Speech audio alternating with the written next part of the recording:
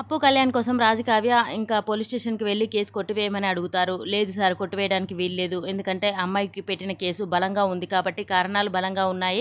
అందుకే కొట్టివేయడానికి వీల్లేదు. ఖచ్చితంగా వీళ్ళని రేపు కోర్టులో హాజరుపరచవలసిందే అని చెప్తూ ఉంటాడు. అతను చెప్పగానే అలా ఇంకా రాజకావ్య ఇద్దరు షాక్ అయిపోయి అలా చూస్తూ ఉండిపోతారు. ఏంటి సార్ మీరనేది అంటే, అవును సార్ ఖచ్చితంగా ఆ అమ్మాయి వచ్చి విత్‌డ్రా చేసుకుంటేనే తప్ప ఇంక కుదరదు. రేపు వీళ్ళని కోర్టుకు సబ్మిట్ చేయాల్సిందే అని చెప్పగానే ఇంకా అక్కడ ఉన్న కళ్యాణ్, అప్పు ఇద్దరు ఒకరి ముఖం ఒకరు చూసుకుంటూ అలా ఉండిపోతారు. ఎందుకంటే అనామిక పెట్టిన కేసు ఇంత పెద్దగా అవుతుందని అసలు ఊహించలేకపోయారు వాళ్ళు. కానీ రుద్రాని మాటలు విని వీళ్ళ మీద కేసు పెట్టి వీళ్ళని లేని దోషుల్ని చేయబోతుంది అనామిక.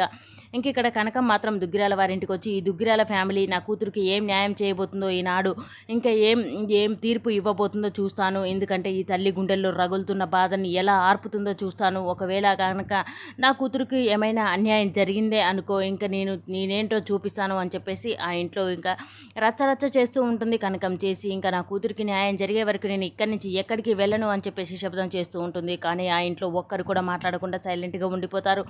కనకం మాత్రం తన గుండెల్లో రగులుతున్న బాధని, నా బిడ్డని ఇలా అన్యాయం చేసి పోలీస్ స్టేషన్ మెట్లెక్కించడానికి నీకు ఎంత ధైర్యం అని చెప్పేసి అనామికను తిడుతూ, నా కూతురికి న్యాయం జరిగే వరకు నేను మీ నట్టింట్లోనే తిష్ట వేసి కూర్చుంటాను అని చెప్పేసి ఇంకా తన ఇంట్లోనే ఉండిపోతుంది. తన కూతురికి న్యాయం జరుగుతుందా లేదా, మరి లేకుంటే కనకం ఆ ఇంటిని ఏం చేయబోతుంది అనేది నెక్స్ట్ సీన్లో చూద్దాం. ఈ వీడియో కనుక మీకు నచ్చినట్లయితే please do subscribe. Thank you for watching friends.